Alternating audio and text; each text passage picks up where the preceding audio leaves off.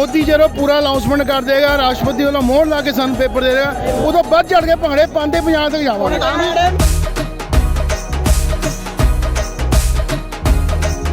ਪੰਜਾਬ ਕੌਮ ਹੀ ਇਦਾਂ ਦੀ ਆ, ਹਮੇਸ਼ਾ ਖੁਸ਼ ਰਹਿੰਦੀ ਆ।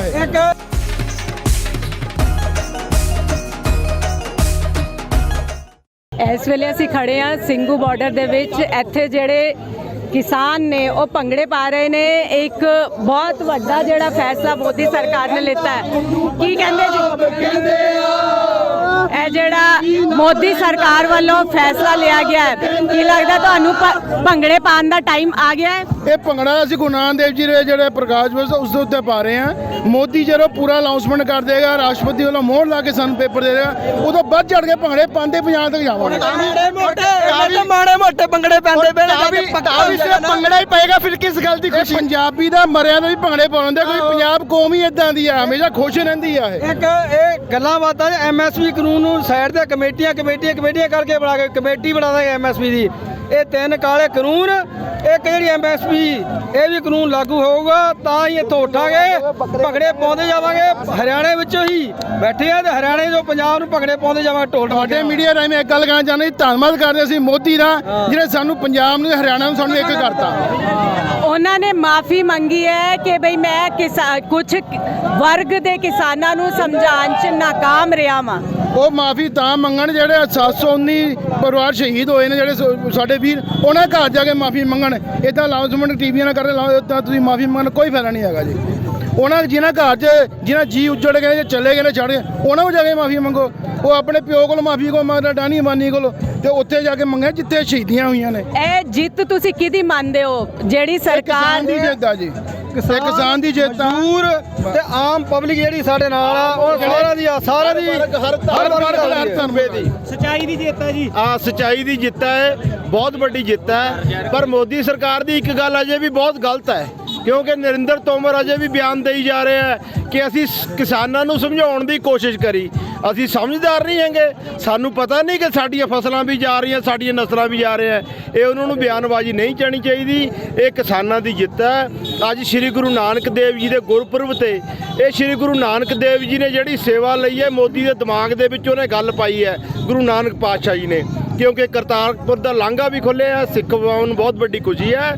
ਤੇ ਨਾਲ ਦੀ ਨਾਲ ਜਿਹੜੇ ਕਾਲੇ ਕਾਨੂੰਨਾਂ ਦੀ ਗੱਲ ਹੈ, ਅੱਜ ਐਲਾਨ ਤਾਂ ਮੋਦੀ ਸਰਕਾਰ ਨੇ ਕਰਤਾ, ਪਰ ਇਹ ਸਾਰਾ ਆਵਾਮ ਹੈ ਜਿਹੜਾ ਬੜੇ ਦਿਨਾਂ ਤੋਂ 700-800 ਕੁਰਬਾਨੀਆਂ ਦੇਣ ਤੋਂ ਬਾਅਦ ਇਹ ਉਦੋਂ ਹੀ ਉੱਠਣਗੇ ਜਦੋਂ ਪਾਰਲੀਮੈਂਟ ਦੇ ਵਿੱਚ ਇਹ ਕਾਨੂੰਨ ਰੱਦ ਹੋ ਜਾਣਗੇ।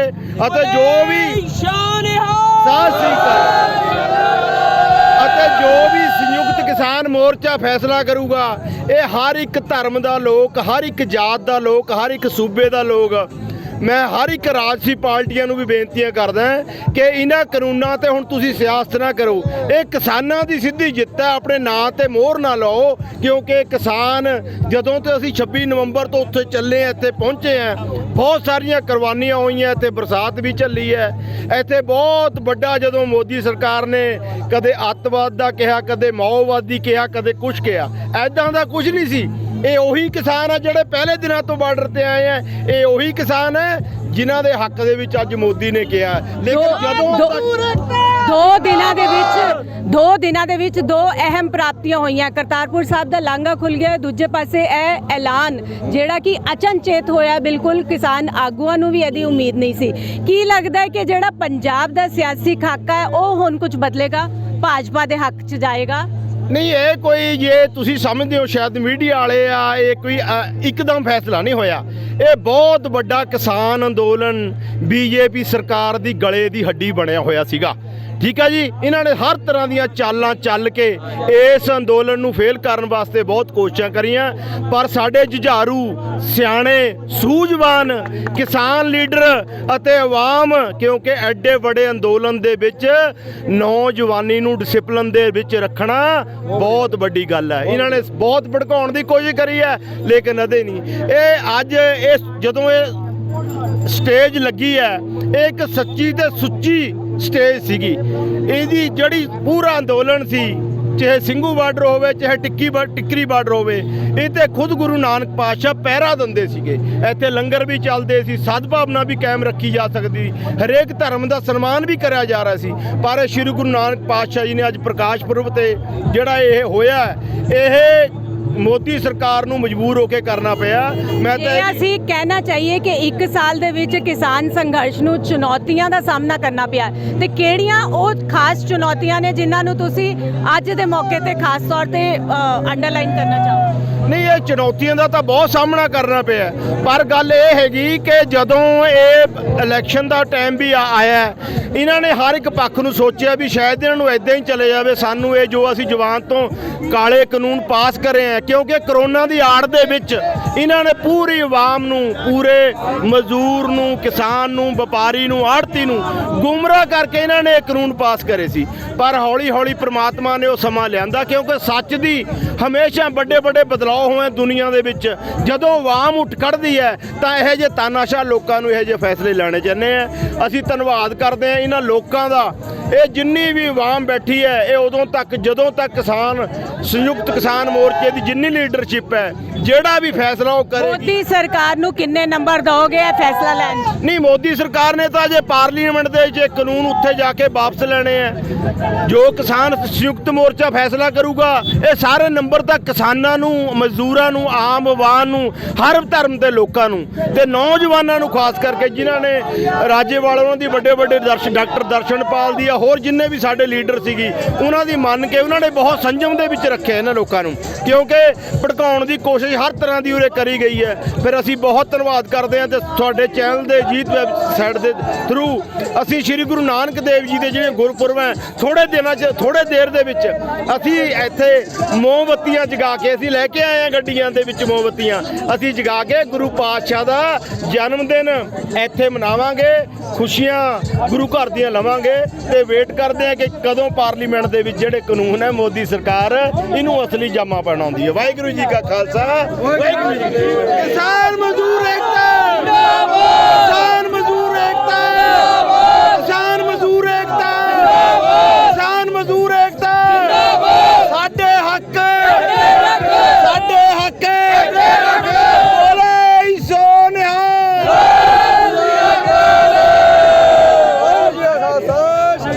ਇੱਥੇ ਜਿਹੜਾ ਖੁਸ਼ੀਆਂ ਦਾ ਮਾਹੌਲ ਹੈ, ਉਹ ਇਹ ਕਹਿ ਰਹੇ ਨੇ ਕਿ ਅੱਜ ਹੁਣ ਜਦੋਂ ਇਹਨਾਂ ਨੇ ਇੱਕ ਵੱਡਾ ਐਲਾਨ ਕਰਤਾ, ਇਹ ਜਿੱਤ ਨਾ ਮੋਦੀ ਸਰਕਾਰ ਦੀ ਹੈ, ਨਾ ਕਿਸੇ ਕੋਈ ਵੀ ਜਨਾ ਇਸ ਨੂੰ ਸਿਆਸੀ ਜਾਮਾ ਪਹਿਨਾਉਣ ਦੀ ਕੋਸ਼ਿਸ਼ ਕਰੇ ਹੈ। ਸਿਰਫ ਤੇ ਸਿਰਫ ਕਿਸਾਨ ਏਕਤਾ ਦੀ ਜਿੱਤ ਹੈ ਅਤੇ ਇਹ ਆਵਾਮ ਦੀ ਜਿੱਤ ਹੈ। ਮੋਦੀ ਸਰਕਾਰ ਵੱਲੋਂ ਕੀਤੇ ਗਏ ਇੱਕ ਅਹਿਮ ਐਲਾਨ ਕਿ ਸਾਰੇ ਖੇਤੀ ਕਾਨੂੰਨ ਜਿਹੜੇ ਨੇ ਉਹ ਵਾਪਸ ਲੈ ਲਏ ਜਾਣਗੇ। ਇਸ ਵੇਲੇ ਅਸੀਂ ਸਿੰਘੂ ਬਾਰਡਰ ਤੇ ਹਾਂ ਤੇ ਸਾਡੇ ਨਾਲ ਖੜੇ ਨੇ ਆਮ ਆਦਮੀ ਪਾਰਟੀ ਦੇ ਵਿਧਾਇਕ ਸੋਮਨਾਥ ਭਾਰਤੀ ਜੀ। ਸੋਮਨਾਥ ਜੀ, ਕਿਸ ਤਰ੍ਹਾਂ ਦੇਖਦੇ ਹੋ ਇਹ ਜਿਹੜਾ ਅੱਜ ਫੈਸਲਾ ਆਇਆ ਮੋਦੀ ਸਰਕਾਰ ਵੱਲੋਂ ਕੀਤਾ ਗਿਆ? ਇੱਕ ਸੱਚ ਦੀ ਜੀਤ ਹੈ, ਲੇਕਿਨ ਇਹਨਾਂ ਨੇ ਜੋ ਕੀਤਾ ਹੈ ਨਾ, ਇਹ ਕਿਸਾਨਾਂ ਦੇ ਵੱਲ ਕੋਈ ਫੇਵਰ ਨਹੀਂ ਕਰ ਰਹੇ। ਇਹਨਾਂ ਨੂੰ ਚੁਣਾਵ ਦੇ ਵਿੱਚ ਨਾ ਹਾਰ ਦਿਖ ਰਹੀ ਹੈ, ਇਸ ਕਰਕੇ ਇਹਨਾਂ ਨੇ ਕੰਮ ਕੀਤਾ ਹੈ। Look at this one long year struggle. I mean, the kind of hardships which they have lived in is unbelievable. But farmers ने पूरे देश को सिखा दिया कि गांधीयन तरीके से जब स्ट्रगल करते हो तो उसका फल मीठा होता है और आखिरकार ये कानून कैंसिल होंगे, रद्द होंगे। और लेकिन एक मांग जो बड़ी है हमारी, जो बची हुई है MSP, किसानों के साथ बड़ा लंबे समय से अन्याय होता आ रहा है, आज से नहीं। तो MSP की मांग भी पूरी होनी ही चाहिए, तब जाकर के थोड़ा न्याय हो पाएगा किसानों के प्रति। तो मैं सबको, आज तो चूँकि प्रकाश पर्व भी है, प्रथम पातशाही का जन्म दिवस है, और प्रकाश पर्व के ऊपर सबको खुशी की लहर एक तरह से आई, भले ही अभी शब्दों में आई है, बट बहुत बड़ी बात यहाँ पे देखने को मिली कि प्राइम मिनिस्टर के शब्दों पे भरोसा नहीं है। लोग कह रहे हैं जी हम भरोसा नहीं करेंगे। आपने अभी अभी बात करी भारती जी के जो ये चुनावों को देखते हुए ये फैसला लिया गया, तो अगर हम इसके पंजाब के परिप्रेक्ष्य में इसकी बात करें तो आम आदमी पार्टी जो अभी तक दूसरे नंबर पे दिख रही थी, वो इस फैसले के बाद कहाँ पे उतार चढ़ाव जो है वो कितना प्रभावित करेगा, स्पेशली आम आदमी पार्टी को? देखिए, हम तो पहले दिन से, अगर आपको याद होगा, माननीय केजरीवाल साहब को जो दबाव डाला गया था केंद्र सरकार के द्वारा कि स्टेडियम हमारे खाली करके दे दो अपने, भाई इनको हम वहाँ जेल में डाल देंगे, अगर आपको याद होगा शुरू में केजरीवाल साहब ने केंद्र सरकार से मुसीबत मोल ली और कहा नहीं देंगे आपको हम। उसके बाद सरकार को काफ़ी कुछ झेलना भी पड़ा, क्योंकि दिल्ली एक पूर्ण राज्य नहीं है। तो हम तो पहले दिन से खड़े हैं यहाँ पे, सारे विधायक एज अ वॉलंटियर आते रहे, हमने कभी इसको बताया नहीं कि हम विधायक हैं, ये क्या है। और इनके दुख, किसानों के दुख से हम पहले दिन से जुड़े हुए हैं और हम चाहते हैं कि इस बार पंजाब में जो गुरु साहिबान की धरती है, जहाँ से मानवता और इंसानियत को बहुत बड़ी सीखें मिलती हैं, इस बार वहाँ की जनता खुद ही कह रही थी, जब मैं आ रहा था, कि भाई इस बार तो पंजाब में पूर्ण मौका मिलना चाहिए। जनता फैसला करेगी, क्योंकि चॉइस कांग्रेस में जो हो रहा है आप देख ही रहे हैं कि कितनी मैच्योर्ड पार्टी, कितनी पुरानी पार्टी को मैच्योरिटी दिखानी चाहिए थी, क्या झगड़ रहे हैं, रोज़ रोज़ का झगड़ा है। तो वाहिगुरु की कृपा रही, प्रथम पातशाही की कृपा रही, तो इस बार हो सकता है और होना चाहिए। नहीं, पर एक जो अभी तक बीजेपी और कैप्टन अमरिंदर सिंह, जो अभी तक इस पूरे परिदृश्य में कहीं नहीं थे, वो अचानक से उभर के सब खबरों में भी आ रहे हैं और बातों में भी आ रहे हैं। तो क्योंकि भारतीय जनता का जो याददाश्त शक्ति होती है वो थोड़ी कमज़ोर रही है, तो अगर उनको ये एक इतना बड़ा फ़ायदा मिल रहा है, तो क्या पंजाब में आम आदमी पार्टी को इसको झटके के तौर पे देखा जा सकता है? नहीं, आप ये देखिए ना, ये तो ये हुआ कि जी आपने कहानी सुनी है कि भाई एक आदमी बड़ा दुखी रहता था, उसके घर में कमरे में घोड़ा भी था, गाय भी था और कुत्ता भी था। तो महात्मा ने कहा भाई तू पहले घोड़ा अंदर ले ले, तो पहले तकलीफ़ दे दी, फिर कहते घोड़ा बाहर कर दे, कहते अब रिलीफ हो गया। तो ये तो कुछ दिया थोड़ी है, ये तो तकलीफ़ जो दी थी, आज गलती का एहसास ऑफकोर्स चुनाव को मद्देनज़र करके इन्होंने किया है।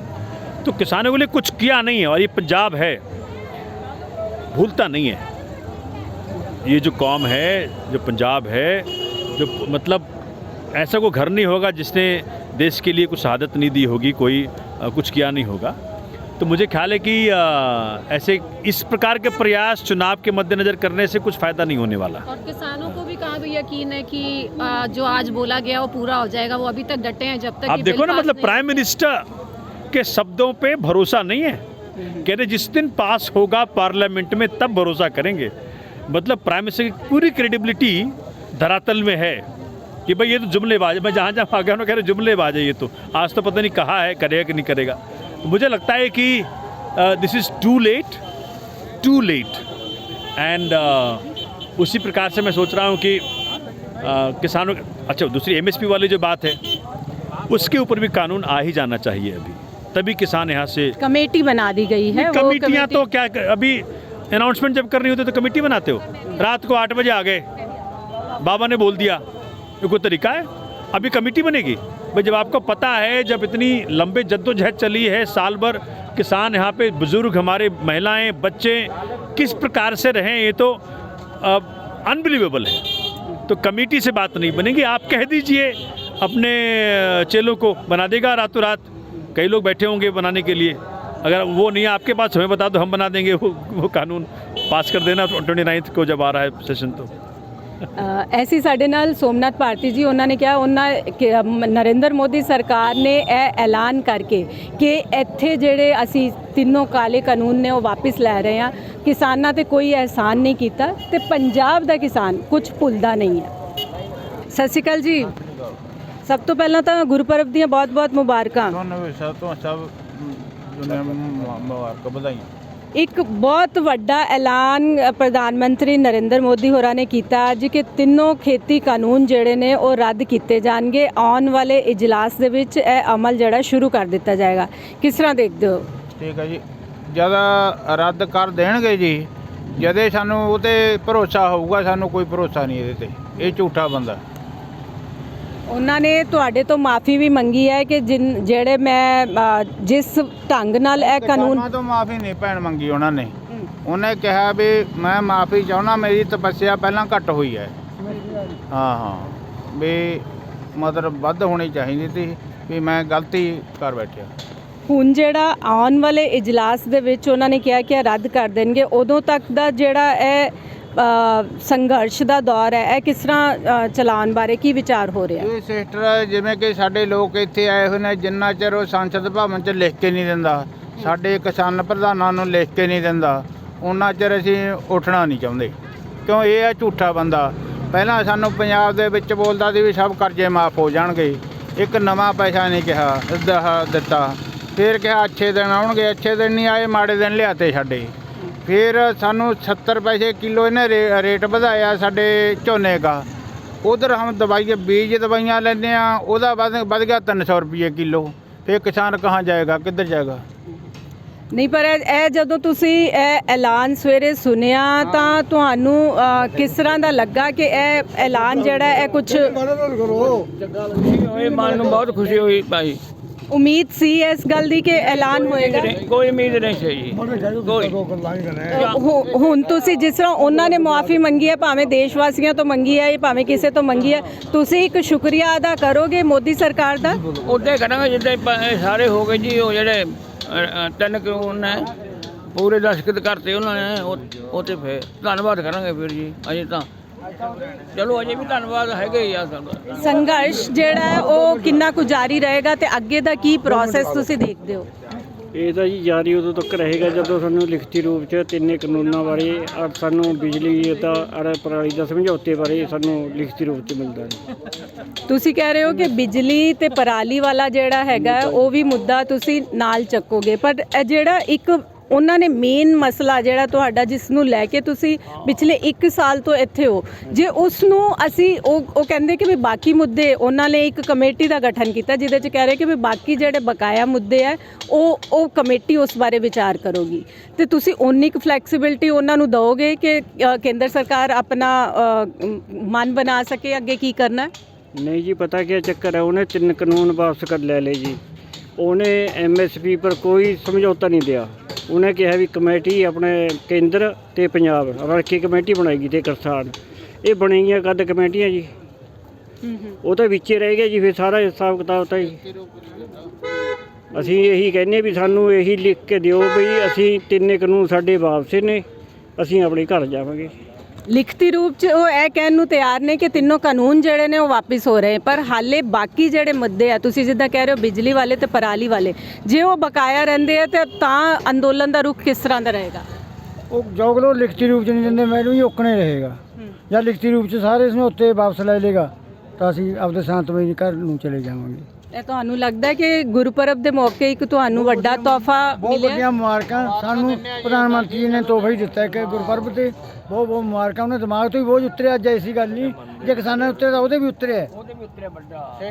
ਇਹ ਸਾਡੇ ਨਾਲ ਕੁਝ ਨੌਜਵਾਨ ਆਗੂ ਵੀ ਨੇ, ਇਹਨਾਂ ਨੂੰ ਪੁੱਛਦੇ ਹਾਂ ਜੀ ਕੀ ਤੁਸੀਂ ਕਿਸ ਤਰ੍ਹਾਂ ਦੇਖਦੇ ਹੋ ਇਹ ਜਿਹੜਾ ਪ੍ਰਧਾਨ ਮੰਤਰੀ ਹੋਰਾਂ ਨੇ ਅੱਜ ਦਾ ਐਲਾਨ ਕੀਤਾ ਹੈ? ਦੇਖੋ ਜੀ, ਬਹੁਤ ਵਧੀਆ ਗੱਲ ਹੈ। ਪ੍ਰਧਾਨ ਮੰਤਰੀ ਵਧਾਈ ਦੇ ਪੱਤਰ ਹੈ ਜੀ। ਵਧਾਈ ਦੇ ਪੱਤਰ ਆਪਣੇ ਜਿਹੜੇ ਬਜ਼ੁਰਗ ਬੈਠੇ ਆ, ਆਪਣੇ ਧੀਆਂ ਪੁੱਤਾਂ ਤੋਂ ਦੂਰ ਬੈਠੇ ਆ, ਆਪਣਾ ਘਰ-ਬਾਰ ਛੱਡ ਕੇ ਬੈਠੇ ਆ, ਇਹਨਾਂ ਦੀਆਂ ਵੀ ਖੂਬ ਮਜਬੂਰੀਆਂ ਜੀ ਕਿ ਚਾਹ ਨੂੰ ਤੈਵ ਨਹੀਂ ਬੈਠੇ ਇੱਥੇ। ਇਹ ਕੰਮ ਸਾਡੇ ਹਿਸਾਬ ਨਾਲ ਪਹਿਲਾਂ ਕਰ ਦੇਣਾ ਚਾਹੀਦਾ ਸੀ, ਬਹੁਤ ਪਹਿਲਾਂ ਹੋ ਜਾਣਾ ਚਾਹੀਦਾ ਸੀ ਇਹ ਕੰਮ। ਬਾਕੀ ਇਹਦੇ ਨਾਲ ਇਹ ਵੀ ਆਮ ਜਨਤਾ ਨੂੰ ਸੁੱਖ ਦਾ ਸਾਹ ਮਿਲੂਗਾ ਜੀ। ਹਰ ਪਾਸੇ ਮਹਿੰਗਾਈ ਵਧੀ ਜਾਂਦੀ ਹੈ ਜੀ, ਬੰਦਾ ਕਿਹੜੀ ਚੀਜ਼ ਲਵੇ ਤੇ ਕਿਹੜੀ ਨਾ ਲਵੇ ਜੀ। ਅੱਜ DAP ਖਾਦ ਦੇ ਪਿੱਛੇ ਰੇਹਾਂ ਸਪਰੇਆਂ ਦੇ ਪਿੱਛੇ ਤੰਗ ਹੋਈ ਜਾਂਦੇ ਆ, ਇਹ ਨਹੀਂ ਹੋਣਾ ਚਾਹੀਦਾ ਜੀ ਇਹਨਾਂ ਵਾਸਤੇ। ਕੀ ਮੋਦੀ ਸਰਕਾਰ ਇਸ ਫੈਸਲੇ ਦੇ ਲਈ ਵਧਾਈ ਦੀ ਪਾਤਰ ਹੈ? ਦੇਖੋ ਜੀ, ਵਧਾਈ ਦੀ ਪਾਤਰ ਵੀ ਹੈ ਤੇ ਨਹੀਂ ਵੀ ਹੈ, ਕਿਉਂਕਿ ਇਹਨਾਂ ਨੂੰ ਕਹਿ ਤੇ ਦਿੱਤਾ ਕਿ ਕਾਨੂੰਨ ਰੱਦ ਕਰ ਦਿੰਦੇ ਆ, ਪਰ ਲਿਖਿਤ 'ਚ ਨਹੀਂ ਦਿੱਤੇ ਹਲੇ। ਜਦ ਤੱਕ ਲਿਖਿਤ 'ਚ ਨਹੀਂ ਦਿੰਦੇ ਤਦ ਤੱਕ ਇਹਨਾਂ ਨੂੰ ਪ੍ਰੂਫ ਨਹੀਂ ਹੈ। ਉਹ ਦੱਸ ਲਿਖਿਤ 'ਚ ਉਹ ਕਹਿ ਰਹੇ ਨੇ ਕਿ ਆਉਂਦੇ ਇਜਲਾਸ ਦੇ ਵਿੱਚ ਸਭ ਤੋਂ ਪਹਿਲਾ ਕੰਮ ਇਹੀ ਹੋਏਗਾ। ਉਹ ਬਾਬਾ ਜੀ ਨੇ ਕੀ ਕਿਹਾ ਕਿ ਇਹ ਜੁਮਲੇ ਪਾਰਟੀ ਹੈ। ਇਹ ਬਾਅਦ 'ਚੋਂ ਫਿਰ ਕਹਿਣਗੇ ਕਿ 15 ਲੱਖ ਰੁਪਏ ਦੇ ਦਾਂਗੇ, ਦੂਜਾ ਬੰਦਾ ਕਹਿ ਦੇ ਕਿ ਇਹ ਜੁਮਲਾ ਹੋ ਗਿਆ। ਉਹਨਾਂ ਨੂੰ ਰਿਟਰਨ ਚਾਹੀਦੀ ਹੈ, ਪਰ ਉਹਨਾਂ ਦਾ ਕਹਿਣਾ ਸਹੀ ਹੈ। ਐਸੀ ਅਸੀਂ ਸਿੰਘੂ ਬਾਰਡਰ ਦੇ ਵਿੱਚ ਜਿੱਥੇ ਕਿਸਾਨਾਂ ਨੂੰ ਇਸ ਗੱਲ ਦੀ ਖੁਸ਼ੀ ਤਾਂ ਹੈ ਕਿ ਬਈ ਇੱਕ ਤੋਹਫਾ ਜਿਹੜਾ ਉਹ ਮੋਦੀ ਸਰਕਾਰ ਵੱਲੋਂ ਮਿਲਿਆ, ਪਰ ਹਾਲੇ ਕਿਤੇ ਜਿਹੜੀ ਭਰੋਸੇ ਦੀ ਬਹਾਲੀ ਹੈ ਉਹਦੀ ਹਾਲੇ ਘਾਟ ਹੈ। ਕਿਸਾਨਾਂ ਦਾ ਕਹਿਣਾ ਹੈ ਕਿ ਜਦੋਂ ਤੱਕ ਲਿਖਤੀ ਰੂਪ ਵਿੱਚ ਇਹ ਸਭ ਕੁਝ ਉਹਨਾਂ ਨੂੰ ਨਹੀਂ ਮਿਲ ਜਾਂਦਾ ਉਦੋਂ ਤੱਕ ਮੋਦੀ ਸਰਕਾਰ ਤੇ ਉਹ ਵਿਸ਼ਵਾਸ ਉਹ ਨਹੀਂ ਕਰ ਸਕਣਗੇ। ਸਿੰਘੂ ਬਾਰਡਰ ਤੇ ਜਿਹੜਾ ਮਾਹੌਲ ਹੈ ਇਸ ਵੇਲੇ ਇੱਕ ਕਿਸੇ ਵੀ ਉਤਸਵ ਤੋਂ ਘੱਟ ਨਹੀਂ ਹੈ। ਸਾਰੇ ਇੱਥੇ ਦੇਗਾਂ ਪੱਕ ਰਹੀਆਂ ਨੇ ਤੇ ਪ੍ਰਸ਼ਾਦੇ ਜਿਹੜੇ ਨੇ ਉਹ ਬਣਾਏ ਜਾ ਰਹੇ ਨੇ। ਇਹ ਸਾਰਾ ਕੁਝ ਜਿਹੜਾ ਸਿਰਫ ਗੁਰਪੁਰਬ ਕਰਕੇ ਨਹੀਂ ਹੋ ਰਿਹਾ, ਇੱਕ ਜਿਹੜੀ ਖੁਸ਼ੀ ਦਾ ਮਾਹੌਲ ਹੈ ਉਹ ਮੋਦੀ ਸਰਕਾਰ ਵੱਲੋਂ ਅੱਜ ਸਵੇਰੇ ਕੀਤਾ ਗਿਆ ਐਲਾਨ ਕਰਕੇ ਵੀ ਹੈ। ਇੱਥੇ ਸਾਡੇ ਨਾਲ ਕੁਝ ਬੈਠੇ ਨੇ, ਇਹਨਾਂ ਤੋਂ ਪੁੱਛਦੇ ਹਾਂ। ਸਤਿ ਸ਼੍ਰੀ ਅਕਾਲ ਜੀ। ਸਤਿ ਸ੍ਰੀ ਅਕਾਲ ਜੀ। ਅੱਜ ਦਾ ਜਿਹੜਾ ਫੈਸਲਾ ਹੈ ਅੱਜ ਕਿ ਤਿੰਨੋਂ ਖੇਤੀ ਕਾਨੂੰਨ ਰੱਦ ਕਰ ਦਿੱਤੇ ਜਾਣਗੇ, ਕਿਸ ਤਰ੍ਹਾਂ ਦੇਖਦੇ ਹੋ ਉਹਨਾਂ ਨੂੰ? ਬਹੁਤ ਠੀਕ ਹੈ ਜੀ, ਜੇ ਅਗਰ ਸਹੀ ਜ਼ੁਬਾਨ ਤੇ ਰਹੇ, ਜਿੱਦਾਂ ਇਹਨੇ ਬੋਲ ਕੇ ਕਿ ਇੱਕ ਨੇ ਲਿਖ ਦੇ ਦੇਵੇ ਤਾਂ ਅਸੀਂ ਮੰਨਦੇ ਹਾਂ। ਕਿਤੇ ਉਹਨਾਂ ਨੂੰ ਵੀ ਕਹਿ ਕੇ ਬਾਅਦ ਚ ਫੇਰ ਕਹਿ ਦੇਣ ਨਹੀਂ ਉਹਨਾਂ ਨੇ ਪੂਰਾ ਭਰੋਸਾ ਦਿਵਾਇਆ ਕਿ ਤਾਂ ਅਸੀਂ ਵੀ ਉਹਨਾਂ ਦੇ ਨਾਲ ਹੋਵਾਂਗੇ। ਜੇ ਸਾਨੂੰ ਭਰੋਸਾ ਦੇਣਗੇ, ਸਾਡੇ ਕੰਮ ਕਰਨਗੇ, ਅਸੀਂ ਉਹਨਾਂ ਦੇ ਨਾਲ ਚੱਲਾਂਗੇ। ਜੇ ਸਾਨੂੰ ਹੈਰਾਨ ਕਰਨਗੇ ਫਿਰ ਇਦਾਂ ਹੀ ਚੱਲੀ ਜਾਣਾ। ਨਹੀਂ, ਹੁਣ ਜੇ ਇਹ ਆਂਦੇ ਇਜਲਾਸ ਦੇ ਵਿੱਚ ਇਹ ਸਾਰੇ ਕਾਨੂੰਨ ਉਹ ਲਿਖਤੀ ਰੂਪ 'ਚ ਵੀ ਸਭ ਕੁਝ ਦੇ ਦਿੰਦੇ ਨੇ ਤਾਂ ਫਿਰ ਤੁਸੀਂ ਮੋਦੀ ਸਰਕਾਰ ਦਾ ਇਹਨੂੰ ਕੋਈ ਸਵਾਗਤਯੋਗ ਕਦਮ ਕਰਾਰ ਦਿਓਗੇ? ਜ਼ਰੂਰ ਕਰਾਂਗੇ ਜੀ, ਜ਼ਰੂਰ ਉਹਨੂੰ ਸਾਥ ਦੇਵਾਂਗੇ। ਇਹ ਤਾਂ ਜੀ ਉਹਨਾਂ ਦਾ ਬਹੁਤ ਸ਼ਲਾਘਾਯੋਗ ਕਦਮ ਚੁੱਕਿਆ, ਇਹਨਾਂ ਨੇ ਬਹੁਤ ਵਧੀਆ ਕੀਤਾ ਜਿਹੜਾ ਸਾਡਾ ਨਾਲ ਖੜ ਕੇ। ਚਲੋ ਦੇਰ ਸੇ ਦਰੁਸਤ ਸੀ ਵੀ ਲਾਈਨ ਤੇ ਤਾਂ ਆਏ ਜੀ। ਇਹ ਤੁਹਾਨੂੰ ਉਮੀਦ ਹੈ ਕਿ ਹੁਣ ਹੋ ਜਾਏਗਾ, ਸਾਰਾ ਕੁਝ ਨਿਪਟ ਜਾਏਗਾ, ਕਿਉਂਕਿ ਰਾਸ਼ਟਰ ਦੇ ਨਾਲ ਸੰਬੋਧਨ ਦੇ ਵਿੱਚ ਉਹਨਾਂ ਨੇ ਐਡਾ ਵੱਡਾ ਐਲਾਨ ਕੀਤਾ? ਮੈਮ ਉਹਨਾਂ ਦਾ ਅਹੁਦਾ ਹੀ ਬਹੁਤ ਬੜਾ ਹੈ। ਉਹਨਾਂ ਦੀ ਕਹੀ ਵੀ ਇੱਕ ਜ਼ਬਾਨ ਹੈ, ਸਮਝ ਲਓ ਵੀ ਕਾਨੂੰਨ ਆ। ਉਹਨਾਂ ਨੇ ਆਪਣੀ ਜ਼ਬਾਨ ਤੋਂ ਇਹ ਗੱਲ ਕਹੀ ਆ ਤਾਂ ਸਾਨੂੰ ਭਰੋਸਾ ਹੈ ਵੀ ਹਾਂ ਵੀ ਉਹ ਕਰਨਗੇ ਵੀ। ਇਹ ਐਡੇ ਵੱਡੇ ਫੈਸਲੇ ਨੂੰ ਲੈ ਕੇ ਜਦੋਂ ਇੱਥੇ ਖੁਸ਼ੀਆਂ ਦਾ ਜਿਹੜਾ ਮਾਹੌਲ ਇੱਥੇ ਨਜ਼ਰ ਆਇਆ ਤੇ ਕੀ ਅੱਜ ਸਵੇਰੇ ਕੁਝ ਸਪੈਸ਼ਲ ਬਣਾਇਆ ਗਿਆ ਹੋਣਾ ਅੱਜ? ਹਾਂਜੀ ਹਾਂਜੀ, ਵਾਹਿਗੁਰੂ ਜੀ ਕਾ ਖਾਲਸਾ ਵਾਹਿਗੁਰੂ ਫਤਿਹ ਜੀ। ਸਵੇਰੇ ਅੱਜ ਪ੍ਰਸ਼ਾਦ ਬਣਾਇਆ ਸੀਗਾ ਜੀ, ਗੁਰੂ ਨਾਨਕ ਦੇਵ ਜੀ ਦੇ ਗੁਰਪੁਰਬ ਸੀਗਾ ਤੇ ਉਹਦੇ ਬਾਰੇ ਸਾਰੀ ਸੰਗਤਾਂ ਨੂੰ ਵਰਤਾਇਆ। ਤੇ ਜਦੋਂ ਹੀ ਪਤਾ ਲੱਗਿਆ, ਘਰੋਂ ਫੋਨ ਆਏ, ਪਤਾ ਲੱਗਿਆ ਵੀ ਆਹ ਚੀਜ਼ ਹੈ ਤੇ ਫਿਰ ਅਸੀਂ ਉਸ ਤੋਂ ਬਾਅਦ ਸਾਰਿਆਂ ਨੇ ਖੁਸ਼ੀ ਜ਼ਾਹਿਰ ਤਾਂ ਕੀਤਾ ਹੀ ਹੈ, ਪਰ ਉਨਾ ਚਿਰ ਨਹੀਂ ਜਿੰਨਾ ਚਿਰ ਤੱਕ ਕੋਈ ਸਾਨੂੰ ਲਿਖਤੀ ਰੂਪ ਦੇ ਵਿੱਚ ਨਹੀਂ ਕੋਈ ਉਹ ਮਿਲਦਾ, ਉਹਨਾਂ ਚਿਰ ਤੱਕ ਹਜੇ ਕੋਈ ਹੋਰ ਨਹੀਂ। ਮਤਲਬ ਭੰਗੜੇ ਪਾਉਣ ਦਾ ਮੌਕਾ ਕਦੋਂ ਆਏਗਾ? ਭੰਗੜੇ ਪਾਉਣ ਦਾ ਮਤਲਬ ਤਾਂ ਉਦਣ ਹੀ ਆਊਗਾ ਜਿੱਦਣ ਸਾਨੂੰ ਲਿਖ ਕੇ ਆ ਜਾਊਗਾ ਜੀ। ਉਦਣ ਭੰਗੜੇ ਪਾਉਂਦੇ ਸਾਰੇ ਇੱਥੇ ਤੇ ਜਾਣਗੇ ਜੀ। ਆਪਣੀਆਂ ਗੱਡੀਆਂ 'ਚ ਘਰਾਂ ਨੂੰ ਭੰਗੜੇ ਪਾਉਂਦੇ ਜਾਵਾਂਗੇ ਜੀ। ਉਦੋਂ ਤਾਂ ਆਪਣੀਆਂ ਗੱਡੀਆਂ 'ਚ ਘਰਾਂ ਨੂੰ ਲੰਡੂ ਬਣਦੇ ਭੰਗੜੇ ਪਾਉਂਦੇ ਜਾਵਾਂਗੇ। ਮਤਲਬ ਅੱਜ ਸਿਰਫ ਹਾਲੇ ਪ੍ਰਸ਼ਾਦ ਵਰਤਾਇਆ ਗਿਆ ਹੈ, ਇਸ ਤੋਂ ਬਾਅਦ ਹੁਣ ਜਿਹੜਾ ਭੰਗੜੇ ਪਾਉਣ ਵਾਲਾ ਮਾਹੌਲ ਹੈ ਉਹ ਇਜਲਾਸ ਦੇ ਦੌਰਾਨ ਇਜਲਾਸ ਦੇ ਦੌਰਾਨ ਹੋਊਗਾ ਹੀ, ਕੁਝ ਹੋਰ ਵੱਖਰਾ ਹੀ ਹੋਊਗਾ ਜੀ ਉਰੇ। ਇਦਾਂ ਦਾ ਨਹੀਂ ਵੀ ਹੈ ਸ਼ਾਂਤ ਹੈ, ਹਜੇ ਤਾਂ ਚਲੋ ਥੋੜਾ ਜਿਹਾ ਦਰੁਸਤ ਹੀ ਹੈ ਕਿਉਂਕਿ ਕੁਝ ਇੰਨੇ ਉਹ ਹੋ ਗਏ, ਸਾਡੇ ਭਾਈ ਨਾਲ ਦੇ ਸਾਥੀ ਸ਼ਹੀਦ ਹੋ ਗਏ ਇੰਨੇ, ਪਰ ਉਹਨਾਂ ਦਾ ਵੀ ਉਹ ਹੈ, ਸਾਨੂੰ ਸਭ ਤੋਂ ਜ਼ਿਆਦਾ ਦੁੱਖ ਬਹੁਤ ਹੈ। ਪਰ ਜਦ ਤਾਂ ਆਉਂਦੀ ਜਿਹੜੇ ਨਾਲ ਬੰਦਾ ਬੈਠਾ ਹੋਵੇ, ਅੱਜ ਬੈਠਾ ਕੱਲ੍ਹ ਇੱਦਾਂ ਹੋ ਗਿਆ ਹੈ ਨਾ ਜੀ, 700 ਜਨ ਦੇ ਉੱਪਰ ਉਹ ਹੋ ਗਏ ਸ਼ਹੀਦ ਹੋ ਗਏ। ਠੀਕ ਹੈ ਜੀ। ਨਹੀਂ, ਇੱਕ ਜਿਹੜਾ ਹੋਰ ਅਹਿਮ ਸਵਾਲ ਉੱਠ ਰਿਹਾ ਕਿ 22 ਤਰੀਕ ਨੂੰ ਲਖਨਊ ਦੇ ਵਿੱਚ ਮਹਾਪੰਚਾਇਤ ਹੈ ਤੇ ਉਸ ਤੋਂ ਬਾਅਦ ਇੱਕ ਪ੍ਰੋਗਰਾਮ ਜਿਹੜਾ ਤੁਸੀਂ ਲਿਖਿਆ ਹੋਇਆ ਕਿ 29 ਤਰੀਕ ਨੂੰ ਸੰਸਦ ਵੱਲ ਮਾਰਚ ਕਰਨਾ ਹੈ। ਇਹ ਦੋਨੋਂ ਪ੍ਰੋਗਰਾਮ ਤੁਹਾਨੂੰ ਲੱਗਦਾ ਹਾਲੇ ਕਿਸਾਨ ਜਥੇਬੰਦੀਆਂ ਦਾ ਫੈਸਲਾ ਆਣਾ ਹੈ, ਪਰ ਕੀ ਤੁਹਾਨੂੰ ਲੱਗਦਾ ਕਿ ਹੁਣ ਇਸ ਐਲਾਨ ਤੋਂ ਬਾਅਦ ਇਹ ਦੋਨੋਂ ਪ੍ਰੋਗਰਾਮ ਕੀਤੇ ਜਾਣੇ ਚਾਹੀਦੇ ਨੇ? ਹਾਂਜੀ, ਹਜੇ ਤਾਂ ਜਥੇਬੰਦੀਆਂ ਨੇ ਮੀਟਿੰਗ ਕਰਨੀ ਹੈ ਜੀ।